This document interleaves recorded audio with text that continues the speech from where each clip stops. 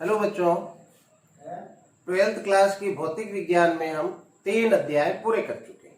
आज हम शुरू करेंगे चौथा चैप्टर। और चौथा अध्याय जो है ये विद्युत धारिता से संबंधित है। धारिता जैसा कि नाम है, धारण करने की क्षमता। विद्युत धारिता, तो विद्युत जो शब्द है वो आवेश से संबंधित है, यानी आवेशों को धारण करने की क्षमता। मुख्य रूप से हमारा उद्देश्य इस अध्याय में संधारित्र को समझना है। संधारित्र एक ऐसी युक्ति है जो आवेशों के रूप में ऊर्जा का संचय करती है और फिर उसी आवेश का निरावेशन करा के हम उस संचित विद्युत ऊर्जा को अन्य ऊर्जा में रूपांतरित कर सकते हैं। तो ये इस अध्याय में हम धारिता के बारे में सीखेंगे, जो विभिन्न प्रकार के संधारित्रों के द्वारा निर्मित होगी।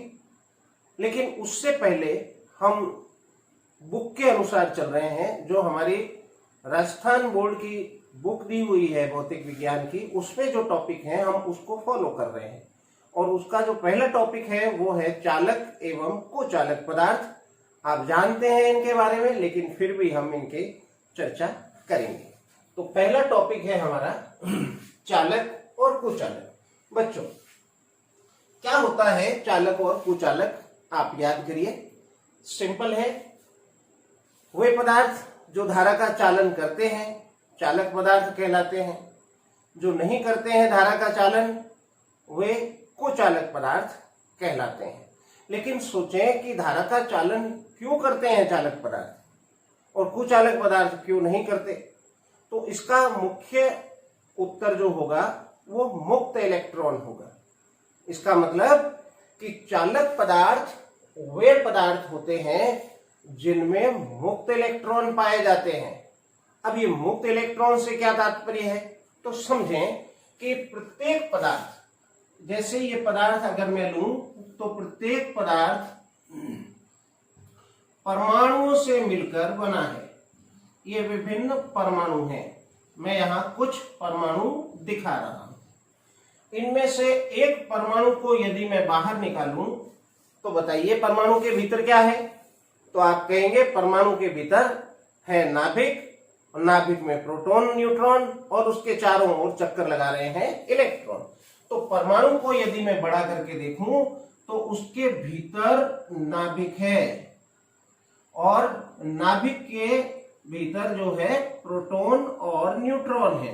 प्रोटॉन मुख्य रूप से, जो प्रोटॉन है वो विद्युत का धनावेशित है और न्यूट्रॉन उदासीन है। लेकिन जितने प्रोटॉन हैं उतने ही बाह्यतम कक्षाओं में उनके इलेक्ट्रॉन चक्कर लगा रहे हैं। और इलेक्ट्रॉनों को भरने की जो व्यवस्था है वो आप जानते हैं पाउली अपवर्जन नियम से।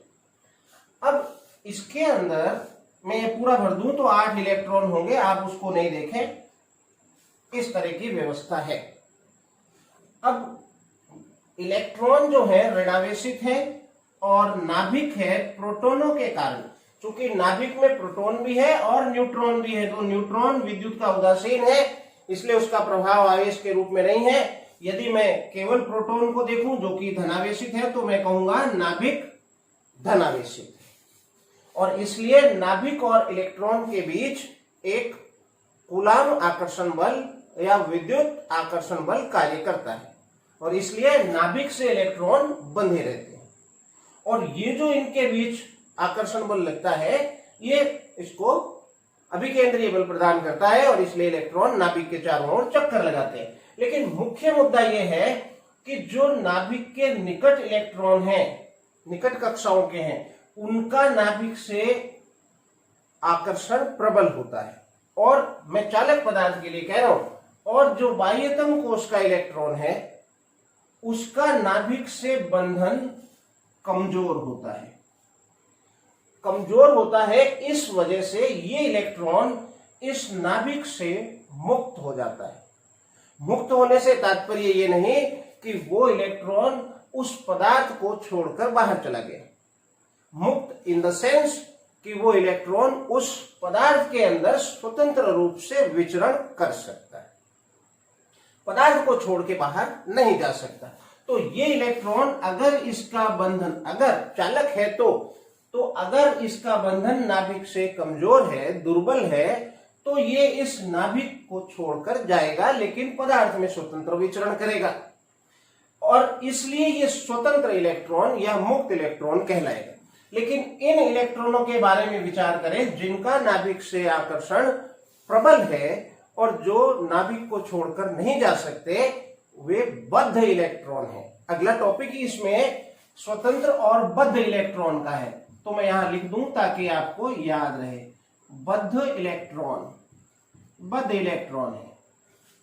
तो अब यदि मैं 1 मिनट के लिए कल्पना करूं कि एक इलेक्ट्रॉन बाह्यतम कोश को छोड़कर स्वतंत्र हो जाता है, तो हर परमाणुओं की संख्या आप जानते हैं आवोगाद्रो कोटि की होती है, 10⁻22 के लगभग परमाणु हैं। तो इतने ही हमें मुक्त इलेक्ट्रॉन मिलेंगे और वो क्या करेंगे, इस पदार्थ में स्वतंत्र रूप से विचरण करेंगे। तो इन परमाणुओं को हटा के मैं यहां पर केवल मुक्त इलेक्ट्रॉन दिखा दे रहा हूं। ये मुक्त इलेक्ट्रॉन है, इतने सारे मुक्त इलेक्ट्रॉन है और ये सारे ही इसमें पदार्थ में स्वतंत्र रूप से गति कर सकते हैं। अब गति कैसी करते हैं, यदि विद्युत क्षेत्र नहीं लगा है तो ये तापीय ऊर्जा के कारण अनियमित गति करते हैं। अनियमित गति का मतलब यादृच्छिक गति है, कभी इधर जाएगा, टकराएगा, फिर मुड़ जाएगा, यानी एक निश्चित दिशा नहीं होती।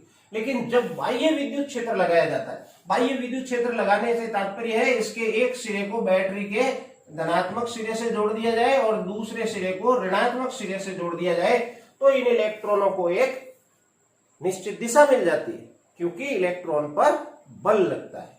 हम जानते हैं ऋणावेश पर बल विद्युत क्षेत्र के विपरीत दिशा में लगता है, तो विद्युत क्षेत्र धनात्मक से ऋणात्मक की ओर और इसलिए इन पर बल लगेगा इधर, तो इलेक्ट्रॉन गति करने लगते हैं और परिणाम स्वरूप हमें धारा मिलती है। तो चालक पदार्थ क्या है, अब आप अपना बुक का सहारा ले लें, बुक की मदद से परिभाषा लिख लें। मैं बोल देता हूं, चालक पदार्थ वे पदार्थ होते हैं जिनमें मुक्त इलेक्ट्रॉन पाए जाते हैं तथा विद्युत क्षेत्र लगाए जाने पर विद्युत धारा का चालन करते हैं, वे चालक पदार्थ कहलाते हैं। क्या क्या इनके उदाहरण हैं, तो उदाहरण से भी आप परिचित हैं। धातुएं सारी चालक हैं, चांदी, सोना, तांबा, लोहा आदि, और पृथ्वी भी चालक है, मनुष्य का शरीर भी चालक है, जल, अशुद्ध जल, एकदम प्योर वाटर नहीं लेकिन लवण मिला हुआ जो जल है वो भी चालक है। तो ये है कुछ चालकों की बात। और कुचालक पदार्थ कौन कौन से होते हैं, तो जो चालक नहीं होते हैं वो कुचालक होते हैं। हालांकि एक तीसरी श्रेणी और है अर्धचालक की, जो चालकों और कुचालकों के मध्यवर्ती हैं, लेकिन उसका अध्ययन हम अध्याय 16 में करेंगे।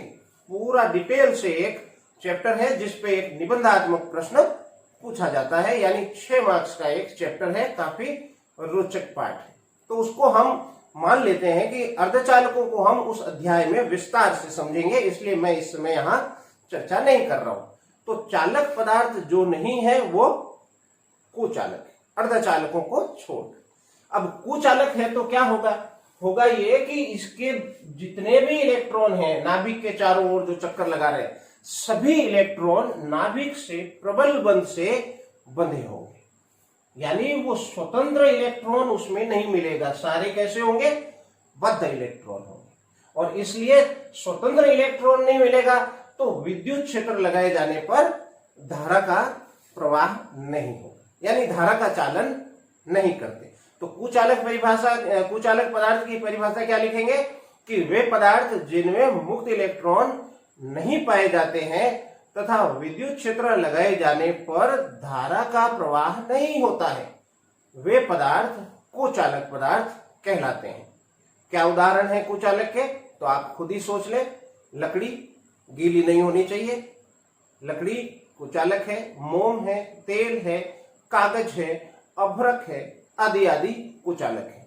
अब आप ये जान लें कि कुचालक पदार्थों को हम परावैद्युत पदार्थ भी कहते हैं। परावैद्युत पदार्थ भी कहते हैं। इसका एक टॉपिक है।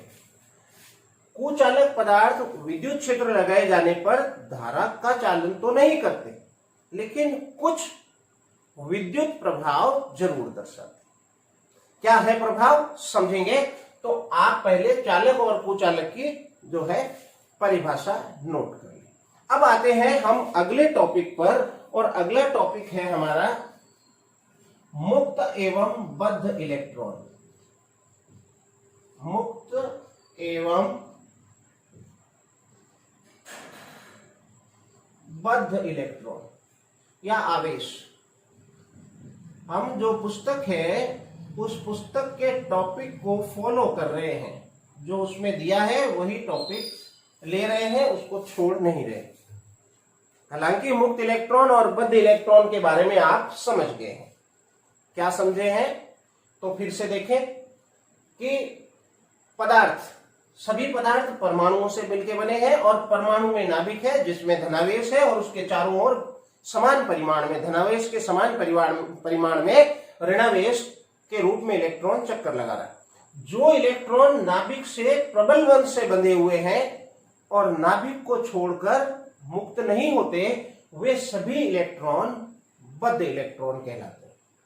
लेकिन कुछ पदार्थों में, कुछ पदार्थ कौन से, चालक, कुछ पदार्थों में इलेक्ट्रॉन का नाभिक से बंधन कमजोर होता है, और इसलिए वे नाभिक को छोड़कर मुक्त हो जाते हैं, यानी स्वतंत्र हो जाते हैं। जैसा कि मैंने आपको अभी इस चित्र में दिखाया और पहले समझाया था कि यहां परमाणु हैं, और इन परमाणुओं से हमें क्या मिलेगा, मुक्त इलेक्ट्रॉन मिलेगा। अब जो इलेक्ट्रॉन नाभिक से कमजोर बंध से बंधा होगा, वो पदार्थ में, ये नाभिक दिखाया है, वो इधर इलेक्ट्रॉन ले तो ये इलेक्ट्रॉन यहां स्वतंत्र रूप से विचरण करेगा। अब जब ये इलेक्ट्रॉन इसमें से निकल जाएगा तो ये धनायन बन जाएगा। ये बन गया, यहां से इलेक्ट्रॉन मुक्त है और मुक्त होकर पदार्थ में विचरण कर रहा है, और इसलिए जो शेष बचा है वो बन गया धनायन। धनायन, और ये मुक्त इलेक्ट्रॉन ही हमें धारा के प्रवाह में मदद करेंगे, यानी इन्हीं के कारण धारा प्रवाह होगा। लेकिन धारा प्रवाह में ये धनायन अपनी जगह पर स्थिर रहते हैं, परमाणु अणु अपनी जगह पर स्थिर रहते हैं, ये धारा चालन में कोई योगदान नहीं देते। रही बात ये चालकों की बात है, कुछ चालकों में धारा का चालन होता ही नहीं, सारे बद्ध ही हैं। और यदि हम विद्युत अपघटय पदार्थ की बात करें तो विद्युत अपघटय पदार्थ में जो धारा का चालन होता है वो धनायनों और ऋणायनों दोनों के कारण होता है। विद्युत अपघटय पदार्थ में पदार्थ का अपघटन हो जाता है, जिसमें हमें धनायन और ऋणायन प्राप्त होते हैं, और दोनों ही धारा चालन में योगदान करते हैं। लेकिन चालकों में केवल मुक्त इलेक्ट्रॉन ही धारा चालन में योगदान करते हैं। तो बच्चों, ये था टॉपिक। आप इसकी मुक्त और बद्ध इलेक्ट्रॉन की परिभाषाओं को नोट कर लें।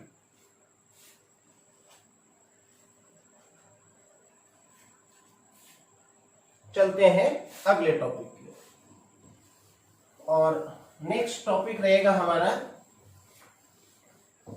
इंपॉर्टेंट है।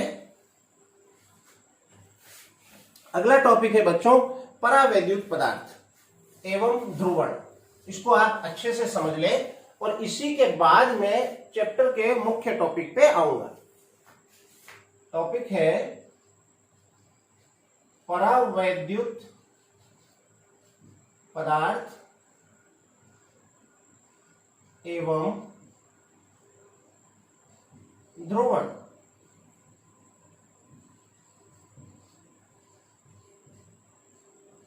ध्रुवण हम दो तरह के, एक ध्रुवण और पढ़ेंगे, ऑप्टिक्स में भी एक ध्रुवण देखेंगे, तो आप दोनों में अंतर समझ रहे हैं, हालांकि टोटली डिफरेंट है, आपको ध्यान देना। बच्चों, परावैद्युत पदार्थ क्या है? अभी हमने जब कुचालकों की चर्चा करी तो मैंने आपको बताया कि परावैद्युत पदार्थ और कुछ नहीं, कुचालक पदार्थ हैं। कुचालक, ये कुचालक पदार्थ होते हैं, पदार्थ होते हैं जैसे बताए मोम,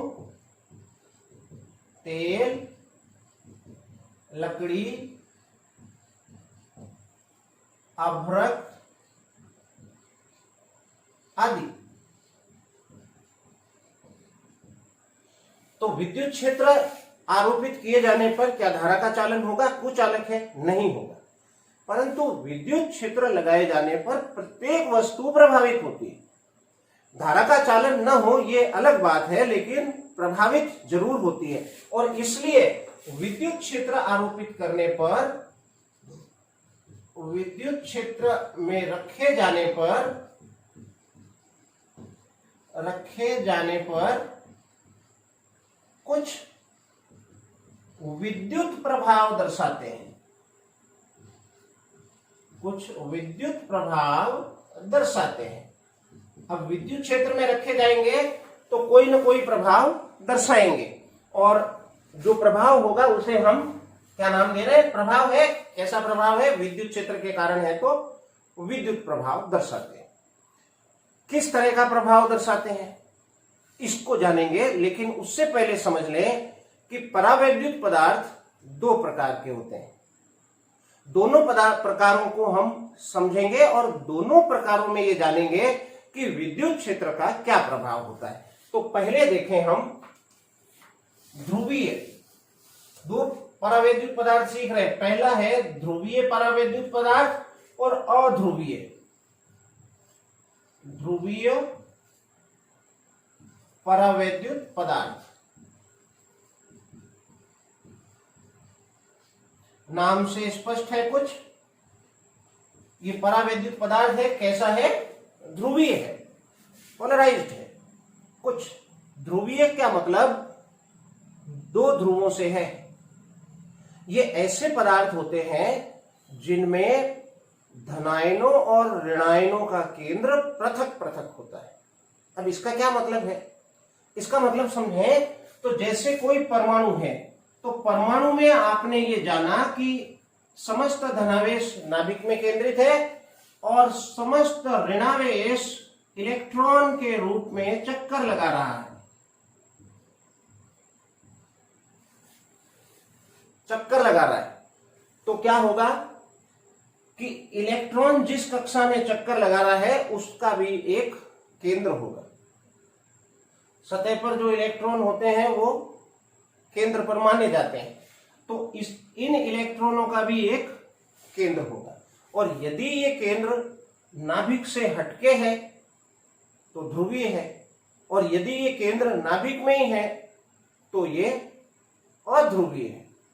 बच्चों, ध्रुवीय के कुछ हमारे पुस्तक में उदाहरण दिए हुए हैं, जैसे HCl या H2O।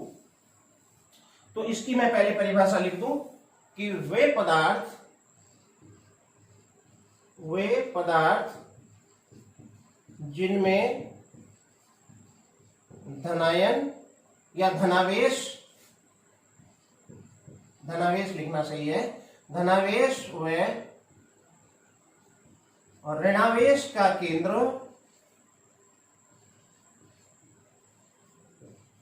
पृथक पृथक होता है, ध्रुवीय परावैद्युत पदार्थ कहलाते हैं। अब धनावेश और ऋणावेश का केंद्र पृथक पृथक होगा तो एक उदाहरण ले लें, जैसे HCl। तो इसमें यहां पर Cl है तो इस जगह पर हाइड्रोजन है, और इस प्रकार ये धनायन है और ये और ऋणायन है। और ये अब आप देखें यहां धनायन एक धनावेश है हाइड्रोजन पे और क्लोरीन पे एक ऋणावेश है, इसलिए ये एक द्विध्रुव बन गया। इसी तरह से एक और उदाहरण है H2O का। कई उदाहरण है। ऑक्सीजन की जो संयोजकता है -2, इससे हाइड्रोजन का एक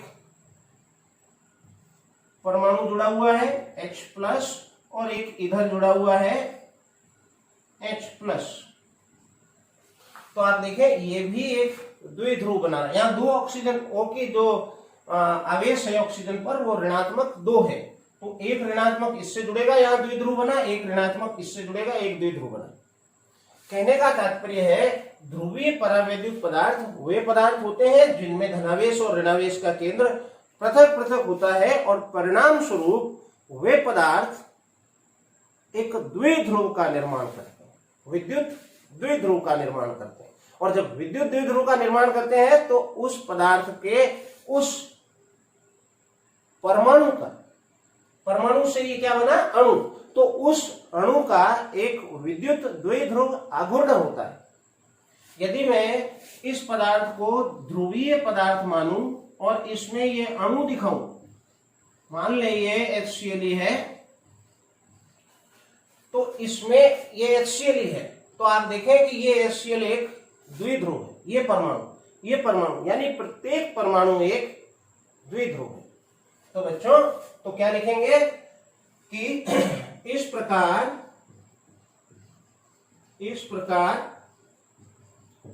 प्रत्येक अणु एक विद्युत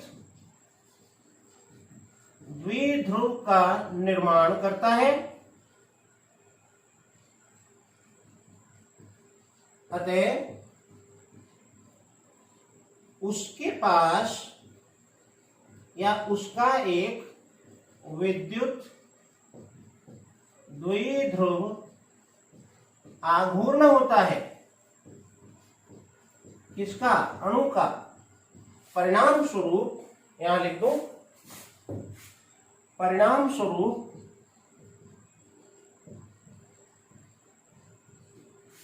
कौन सा पदार्थ, ध्रुवीय परावैद्युत पदार्थ, ध्रुवीय परावैद्युत पदार्थ का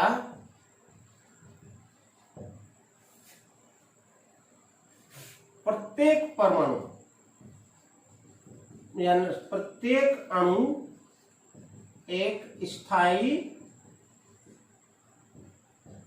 द्विध्रुव आघूर्ण रखता है, द्विध्रुव आघूर्ण रखता है।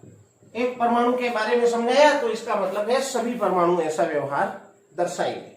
लेकिन क्या पदार्थ का एक द्विध्रुव आघूर्ण होता है? मैं अभी यहां लिख रहा था ध्रुवीय परावैद्युत पदार्थ का, तो पूरे संपूर्ण पदार्थ का एक द्विध्रुव आघूर्ण होता है? नहीं। क्यों? क्योंकि प्रत्येक परमाणु एक द्विध्रुव तो है, लेकिन तापीय ऊर्जा के कारण वे द्विध्रुव अनियमित दिशाओं में अभिविन्यस्त होते हैं। मतलब ये कि ये जो HCl है जिसमें H नीचे दिखाया है मैंने और पॉजिटिव और नेगेटिव ऊपर दिखाया है, तो किसी अणु में क्या होगा कि नेगेटिव ऊपर होगा, नेगेटिव नीचे होगा और पॉजिटिव ऊपर होगा। किसी में ऐसी व्यवस्था हो सकती है, तो किसी में ऐसी व्यवस्था हो सकती है, किसी में इस तरह की व्यवस्था हो सकती है, तो किसी में इस तरह की व्यवस्था हो सकती है, तो किसी में अन्य व्यवस्था हो सकती है बच्चों। और इस प्रकार से सभी द्विध्रुव अनियमित दिशाओं में अभिविन्यस्त होने के कारण इनके जो द्विध्रुव आघूर्ण है वो भिन्न भिन्न दिशाओं में होंगे। द्विध्रुव आघूर्ण एक सदिश भौतिक राशि आप जानते हैं जिसकी दिशा -q आवेश से +q आवेश की ओर होती है, और इसलिए इनकी किसी के द्विध्रुव आघूर्ण किधर ही, किसी के किधर ही। यानी अगर मैं इनके परमाणु के द्विध्रुव आघूर्ण खाली तीर लगा लगा के दिखाऊं आपको, तो किसी का आघूर्ण इधर होगा तो किसी का इस तरफ, किसी का ऊपर, किसी का नीचे, किसी का ऐसे, और बच्चों कोई यूं। और ये सारे द्विध्रुव आघूर्ण जब सदिश योग होगा तो परिणामी द्विध्रुव आघूर्ण इनका शून्य हो जाएगा। इसलिए पदार्थ का द्विध्रुव आघूर्ण नहीं होता। परंतु तापीय ऊर्जा के कारण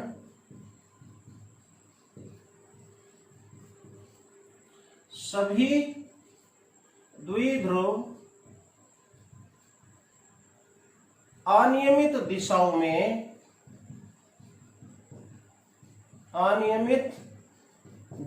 में अभिविन्यस्त होते हैं।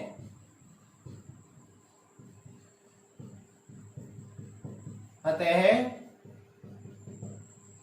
पदार्थ का नेट द्विध्रुव आघूर्ण शून्य होता है, आघूर्ण शून्य होता है। देखिए कि ध्रुवीय परावैद्युत पदार्थ वे थे जिनमें धनावेश ऋणावेश पृथक पृथक थे, केंद्र पृथक पृथक थे। अणु तो विद्युत द्विध्रुव था, द्विध्रुव आघूर्ण था अणु के पास, लेकिन जब पदार्थ की बात करी तो वो एक दूसरे के द्विध्रुव आघूर्ण को निरस्त कर देते हैं, यानी नेट या परिणामी द्विध्रुव आघूर्ण उनका शून्य हो जाता है, नेट द्विध्रुव आघूर्ण शून्य हो जाता है।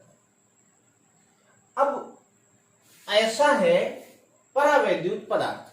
परावैद्युत पदार्थ कुचालक पदार्थ है, विद्युत क्षेत्र में रखे जाने पर विद्युत प्रभाव दर्शाते हैं। किस तरह का विद्युत प्रभाव दर्शाते हैं उसको जानने से पहले हमने जानना चाहा कि कितने प्रकार के, तो दो प्रकार के हमने समझा। पहले पे हम फोकस कर रहे हैं ध्रुवीय परावैद्युत पदार्थ। अब ये इस तरह का है ध्रुवीय विद्युत परावैद्युत पदार्थ। अब क्या होगा यदि इस पर विद्युत क्षेत्र आरोपित किया जाए, क्योंकि परिभाषा यही है मुख्य रूप से कि विद्युत क्षेत्र में रखे जाने पर कुछ प्रभाव दर्शाते हैं। क्या विद्युत प्रभाव दर्शाते हैं? तो बाह्य विद्युत क्षेत्र की उपस्थिति में क्या होगा? बाह्य विद्युत क्षेत्र की उपस्थिति में क्या प्रभाव होगा? बच्चों ये मैंने वही पदार्थ ले लिया, ये वाला या ये, इनके द्विध्रुव आघूर्ण को तीर से दिखाया। अब मैंने यहां पर एक विद्युत क्षेत्र लगा दिया, ये रहा विद्युत क्षेत्र, ये है विद्युत क्षेत्र, मान ले इस दिशा में है, और ये रखे हैं द्विध्रुव। अब हम जानते हैं कि किसी द्विध्रुव को जब बाह्य विद्युत क्षेत्र में रखा जाता है तो क्या होता है? द्विध्रुव को बाह्य विद्युत क्षेत्र में रखने पर सोचे क्या होता है? उस द्विध्रुव पर एक बल आघूर्ण कार्य करता है। पिछले अध्याय में सीखा हमने, एक बल आघूर्ण कार्य करता है, और उस बल आघूर्ण के परिणाम स्वरूप वो बल आघूर्ण क्या करता है? वो बल आघूर्ण उस द्विध्रुव को घुमाकर बाह्य विद्युत क्षेत्र की दिशा में संरेखित करने का प्रयास करता है। तो इस विद्युत क्षेत्र के परिणाम स्वरूप ये द्विध्रुव घूमकर विद्युत क्षेत्र की दिशा में आने लगेंगे। कितने आएंगे वो इसके परिमाण पर निर्भर करेगा। यदि विद्युत क्षेत्र का परिमाण जो लगाया गया है कम है तो कुछ कम आएंगे जरूर, लेकिन कुछ कम मात्रा में आएंगे। लेकिन थोड़े ही घूमते ही फिर ये बात नहीं रह जाएगी कि नेट द्विध्रुव आघूर्ण शून्य हो, क्योंकि कुछ घूम जाएंगे। अब सारे यहां निरस्त हो रहे थे, लेकिन घूमने पर ये निरस्त नहीं होंगे, कुछ द्विध्रुव आघूर्ण परिणामी रह जाएगा। तो बच्चों यदि प्रबल विद्युत क्षेत्र लगाए तो काफी घूम जाएंगे, और इसलिए इनका प्रभाव ये होगा कि ये इनमें से बहुत सारे द्विध्रुव घूमकर बाह्य विद्युत क्षेत्र की दिशा में आ जाएंगे। हो सकता है कुछ ना आए, ऐसा हो सकता है। लेकिन यदि प्रबल लगा दे तो और ज्यादा घूम घूम के आने लगेंगे, और इस प्रकार अब इसका नेट द्विध्रुव आघूर्ण, विद्युत द्विध्रुव आघूर्ण शून्य नहीं हो। तो इस प्रकार से ये प्रभाव होता है, विद्युत प्रभाव। हमने कहा ना कि बाह्य विद्युत क्षेत्र में रखे जाने पर कुछ विद्युत प्रभाव दर्शाते हैं। क्या प्रभाव दर्शाते हैं? कि ये पदार्थ एक नेट द्विध्रुव आघूर्ण ग्रहण कर लेता है। तो मैं लिखूं इसको बच्चों कि बाह्य विद्युत क्षेत्र में रखे जाने पर, बाह्य विद्युत क्षेत्र में रखे जाने पर प्रत्येक किस पर? द्विध्रुव पर। कौन सा द्विध्रुव? जो अणु से बना है, जिसे मैं क्या नाम दे दूं? आणविक द्विध्रुव पर एक बल आघूर्ण कार्य करता है, जो कि उसे घुमाकर बाह्य विद्युत क्षेत्र की दिशा में लाने का प्रयास करता है,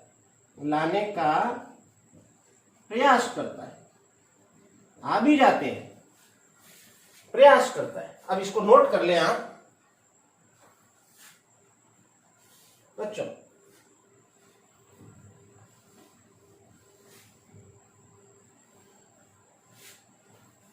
आने का प्रयास करता है तथा प्रबल विद्युत क्षेत्र लगाए जाने पर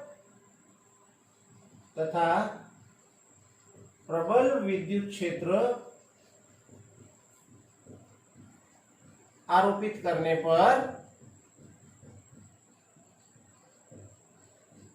अधिक घूमेगा, ध्रुवण होगा, नाम आएगा अभी। अधिक मात्रा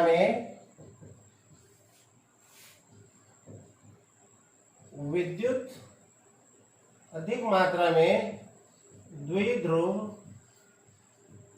क्षेत्र की दिशा में आने लगते हैं। क्षेत्र कौन सा? विद्युत क्षेत्र दिशा में आने लगते हैं।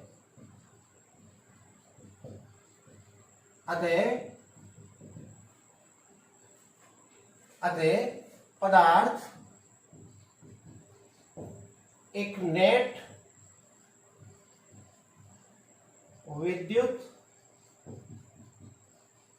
द्विध्रुव आघूर्ण ग्रहण कर लेता है या धारण कर लेता है। तो अब आपने समझा कि परावैद्युत पदार्थ को बाह्य विद्युत क्षेत्र में रखने पर क्या प्रभाव होता है, क्या विद्युत प्रभाव होता है।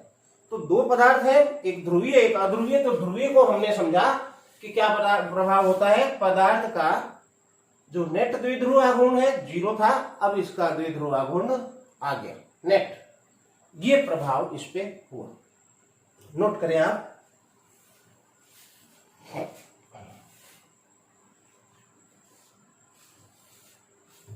अगला टॉपिक है ध्रुवी, इसी में है परावैद्युत पदार्थ ही चल रहा है और इसमें हम दूसरा पॉइंट देखने जा रहे हैं। पहले देखा था हमने ध्रुवीय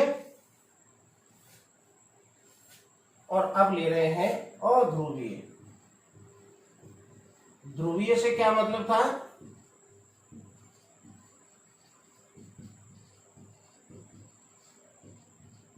ध्रुवीय से क्या मतलब था? जिसके दो ध्रुव थे। अब आप समझ गए। अध्रुवीय मतलब जिसके दो ध्रुव नहीं है, मतलब धनावेश और ऋणावेश पृथक पृथक नहीं है, धनावेश और ऋणावेश एक ही जगह पर केंद्रित है। तो क्या परिभाषा बनेगी? वे पदार्थ जिसमें धनावेश व ऋणावेश का केंद्र पृथक पृथक नहीं होता है, अध्रुवीय परावैद्युत पदार्थ कहलाते हैं। बच्चों क्या उदाहरण है? तो इसके उदाहरण थोड़े अलग होंगे, सिंपल है। हाइड्रोजन H2O2,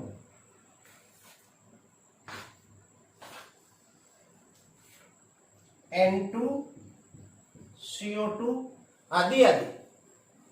इसमें HH, H+,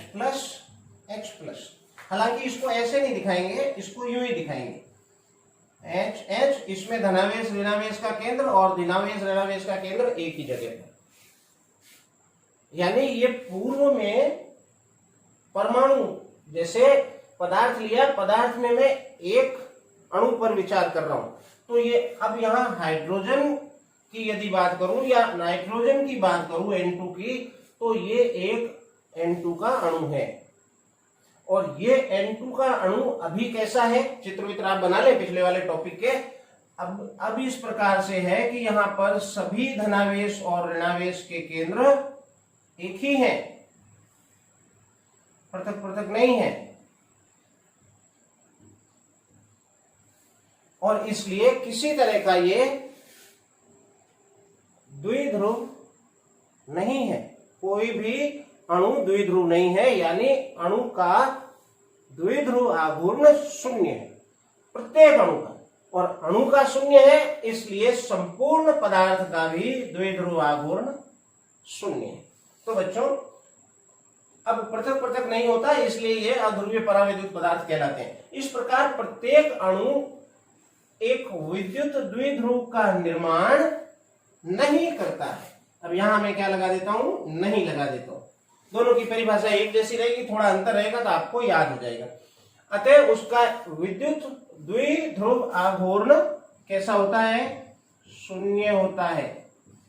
अब इस लाइन को लिखने की आपको आवश्यकता नहीं है, ये लो हटा दिया। और तापीय ऊर्जा वगैरह इसमें कोई कंसेप्ट ऐसा नहीं लगता, तो इसको मैं हटा दूं और फिर लिखेंगे कि इस प्रकार प्रत्येक अणु एक विद्युत द्विध्रुव का निर्माण नहीं करता, उसका विद्युत द्विध्रुव आघूर्ण शून्य होता है। अतः संपूर्ण पदार्थ का, कौन सा पदार्थ, संपूर्ण अध्रुवीय परावैद्युत पदार्थ का नेट द्विध्रुव आघूर्ण शून्य होता है। अब आप दोनों को कंपेयर करें, ध्रुवीय को और अध्रुवीय को। तो ध्रुवीय था, उसमें दोनों के केंद्र पृथक पृथक थे, द्विध्रुव था। लेकिन जब पदार्थ के लेवल पर हम बात कर रहे थे, तो जो अणु, प्रत्येक अणु द्विध्रुव थे, एक दूसरे के द्विध्रुव आघूर्ण को निरस्त कर रहे थे, यानी पदार्थ का द्विध्रुव आघूर्ण ध्रुवीय में भी शून्य था और अध्रुवीय में भी शून्य है। तो पदार्थ के लेवल पर हम देखेंगे तो दोनों ही पदार्थ अध्रुवीय है, यानी दोनों ही पदार्थों का द्विध्रुव आघूर्ण शून्य है। अब मुख्य बात यह है कि बाह्य विद्युत क्षेत्र की उपस्थिति में क्या होगा। जब बाह्य विद्युत क्षेत्र में रखा जाता है तो क्या होता है, तो होता यह है कि धनावेशों और ऋणावेशों का केंद्र पृथक हो जाता है। क्योंकि जैसे हम यहां विचार करें कि नाभिक है, नाभिक में धनावेश है और इसके चारों ओर इलेक्ट्रॉन चक्कर लगा रहे हैं। अभी जो इलेक्ट्रॉनों का केंद्र है वो भी नाभिक ही है, इस कक्षा में चक्कर लगा रहे हैं। लेकिन जब बाह्य विद्युत क्षेत्र में रखा जाएगा तो विद्युत क्षेत्र के कारण बल लगेगा, आवेशों पर बल लगेगा। इस पे तो बल काम करेगा नहीं क्योंकि नाभिक है, लेकिन इलेक्ट्रॉनों पर बल कार्य करेगा और इसलिए इनकी स्थिति थोड़ी सी विकृत हो जाएगी। और विकृत होने के कारण जिस कक्षा में चक्कर लगा रहे थे अब वैसी स्थिति नहीं रहेगी, थोड़ी चेंज हो जाएगी। और थोड़ी सी भी चेंज होते ही इनके ऋणावेशों का केंद्र पृथक हो जाएगा। यदि विद्युत क्षेत्र इधर लगाया है तो धनावेश विद्युत क्षेत्र की दिशा में आएगा और ऋणावेश विद्युत क्षेत्र के विपरीत दिशा में आएगा, जो कि हम जानते हैं धनावेश पर बल क्षेत्र की दिशा में और ऋणावेश पर बल क्षेत्र के विपरीत दिशा में लगता है। और इस प्रकार से जब बाह्य विद्युत क्षेत्र में रखा जाएगा तो धनावेश इधर, ऋणावेश इधर, यानी एक द्विध्रुव आघूर्ण आ गया। यानी अब ये जो अणु अध्रुवीय था अब ध्रुवीय हो गया। अब इसके दो ध्रुव हो गए, जिसमें धनावेश विद्युत क्षेत्र की दिशा में, ऋणावेश विपरीत दिशा में, यानी इधर द्विध्रुव आघूर्ण किधर आया, इस तरफ आया, माइनस से प्लस। तो द्विध्रुव आघूर्ण ई की दिशा में आया और इसलिए ये अब इस तरह का हो जाएगा। और जिसमें अब विद्युत द्विध्रुव किधर आएगा, क्षेत्र की दिशा में। और इस प्रकार बाह्य विद्युत क्षेत्र में रखे जाने पर अणु ध्रुवीय हो जाते हैं, द्विध्रुव हो जाते हैं, द्विध्रुव आघूर्ण धारण कर लेते हैं। और धारण कर लेते हैं तो इसके पास एक नेट द्विध्रुव आघूर्ण आ जाता है जो पहले से तो शून्य था। तो बाह्य विद्युत क्षेत्र में रखे जाने पर अब क्या होगा, यहां थोड़ा सा चेंज होगा। बाह्य विद्युत क्षेत्र में रखे जाने पर ये मैं हटा दूं बच्चों, बाह्य विद्युत क्षेत्र में रखे जाने पर धनावेशों थोड़ा सा पानी है जिस वजह से पेन नहीं चल रहा है।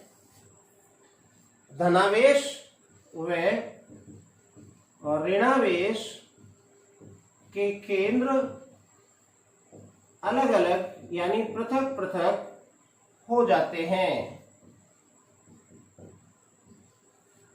अतः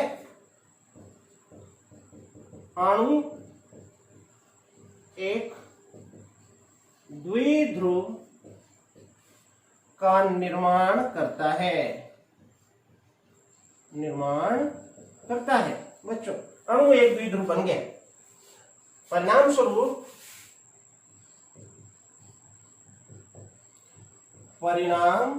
स्वरूप कौन सा पदार्थ? अध्रुवीय परावैद्युत पदार्थ, भाई ये विद्युत क्षेत्र में रख दिया।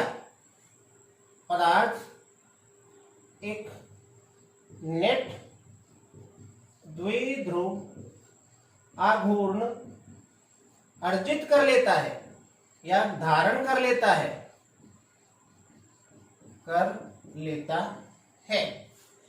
तो ये दो प्रकार के परावैद्युत पदार्थ थे, ध्रुवीय अध्रुवीय। जब बाह्य विद्युत क्षेत्र में रखा तो इन्होंने विद्युत प्रभाव दर्शाया। क्या प्रभाव दर्शाया? सिंपल है, ये ध्रुवित हो, ये द्विध्रुव आघूर्ण धारण कर लिए।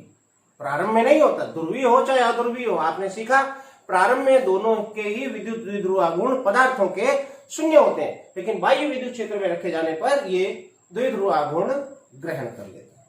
बच्चों, अब आप इसको नोट कर ले। अब दोनों को हम एक साथ लेके चलेंगे।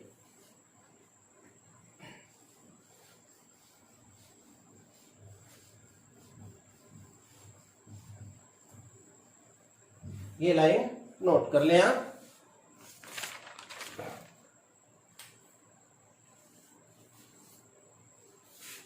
अब यहां दोनों को साथ लेके हम चल रहे हैं और कुछ बातें यहां सीखेंगे जो इंपॉर्टेंट है, आपको ध्यान रखनी है। पहली बात, हमने देखा कि परावैद्युत पदार्थ चाहे वो ध्रुवीय था चाहे वो अध्रुवीय था, बाह्य विद्युत क्षेत्र में रखे जाने पर द्विध्रुव आघूर्ण धारण कर लेता है।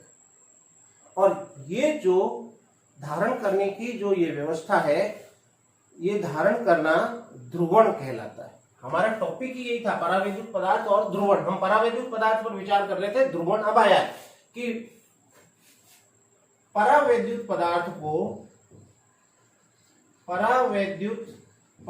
को बाह्य क्षेत्र में, कौन सा क्षेत्र? विद्युत क्षेत्र में रखे जाने पर विद्युत द्विध्रुव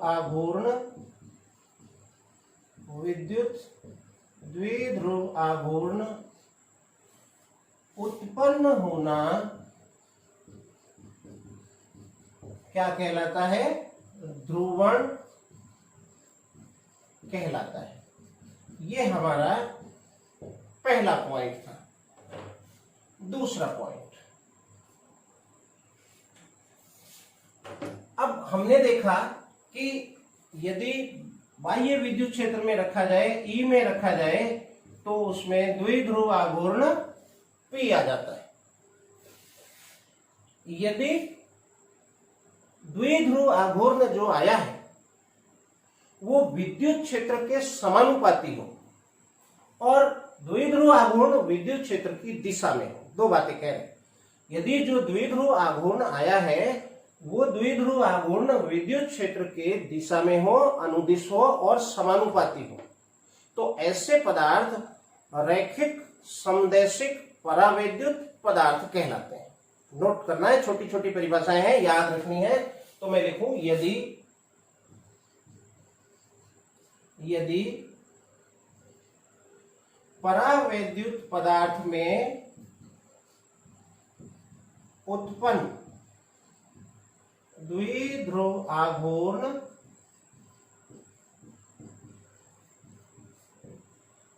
दो बातें बताई, एक तो बाह्य विद्युत क्षेत्र के दिशा में यानी अनुदिश तथा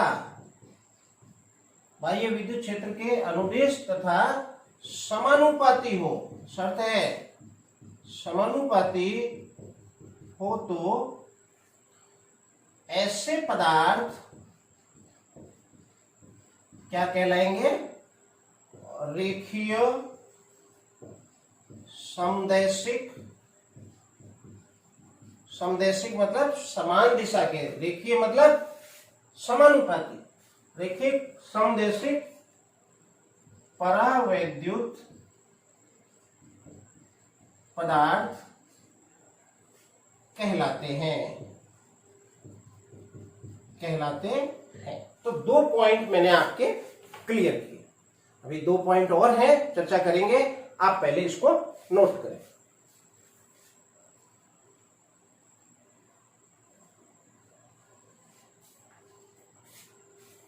तीसरा पॉइंट, अब आपने ये देखा कि जब पदार्थ को, कोई भी पदार्थ हो, चाहे वो ध्रुवीय हो या अध्रुवीय हो, पहले इसका द्विध्रुव आघूर्ण कितना था? 0। लेकिन जब बाह्य विद्युत क्षेत्र में रख दिया इसको, ये बाह्य विद्युत क्षेत्र में रख दिया इस दिशा में, तो इसका द्विध्रुव आघूर्ण अब 0 नहीं रहता, यानी द्विध्रुव आघूर्ण आ जाता है। कितना? जितना भी आया है उसको एकांक आयतन के रूप में हम ज्ञात कर लें।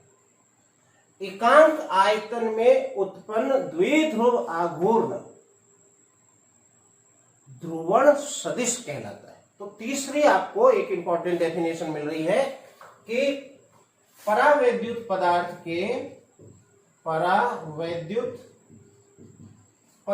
के एकांक आयतन में उत्पन्न विद्युत द्विध्रुव आघूर्ण को ध्रुवण सदिश कहते हैं, और इसे हम P सदिश से लिखेंगे। नोट करें बच्चों।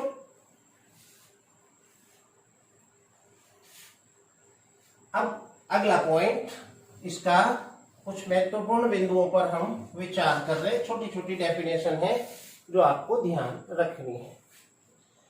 अब यदि पदार्थ, अब हमने ये बात समझी कि जब विद्युत क्षेत्र में ई में रखा जाता है तो इसमें क्या आता है?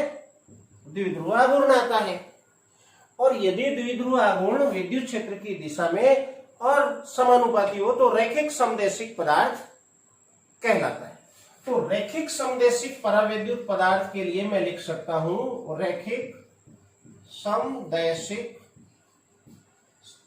परावैद्युत पदार्थ के लिए मैं लिख सकता हूं क्या? कि P सदिश समानुपाती होगा E सदिश, केवल रैखिक समदैशिक पदार्थ के लिए। और जब समानुपाती का निशान हटाएंगे तो एक स्थिरांक आना चाहिए, जिसे मैं लिख रहा हूं काई ई। एक्स जैसा ही है कुछ, लेकिन थोड़ा खींचा हुआ है, काई ई एंड ई सदिश। ये जो यहां स्थिरांक है ये महत्वपूर्ण है। काई ई एक समानुपाती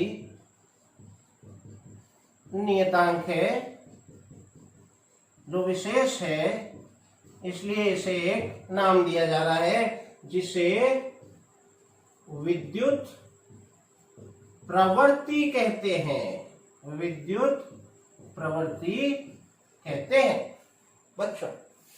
ये विद्युत प्रवृत्ति है जो बता रही है कि इस पदार्थ में कितनी विद्युत प्रवृत्ति है। अब क्या विद्युत प्रवृत्ति?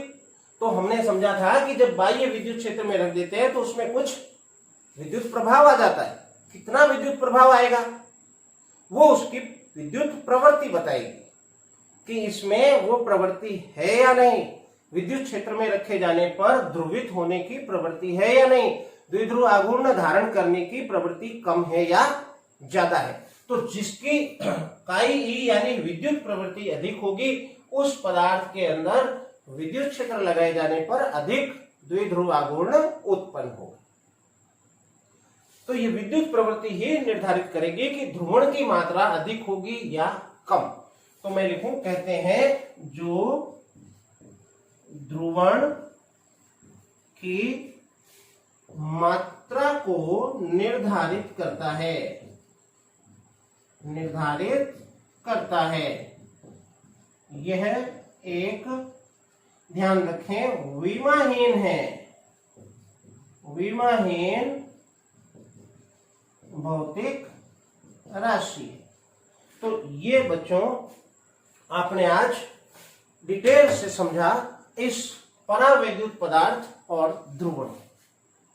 नोट करें।